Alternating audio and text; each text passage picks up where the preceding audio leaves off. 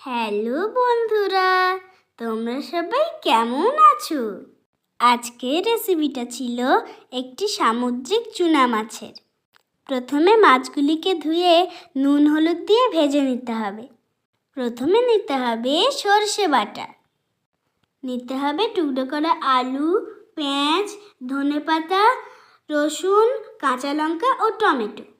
ওই তেলের মধ্যে দিয়ে দিতে হবে টুকরো করা আলু, পেঁয়াজ, রসুন, কাঁচা লঙ্কা, টমেটো, লবণ, হলুদ গুঁড়ো ও লঙ্কা গুঁড়ো। ভালো করে নেড়ে চেড়ে ঢাকা দিতে হবে। এরপর ঢাকনা খুলে দিতে হবে জিরে গুঁড়ো ও ধনে গুঁড়ো আর জল। এবারে মাছগুলোকে দিয়ে দিতে হবে সর্ষে বাটা, আবার ঢাকা দিতে হবে। 10 মিনিট পর ঢাকনা খুলে দিতে হবে ধনেপাতা ও কাঁচা লঙ্কা। ব্যাস, নামিয়ে নিলেই রেডি। গরম গরম ভাতের সঙ্গে জমে যাবে কিন্তু। টাটা।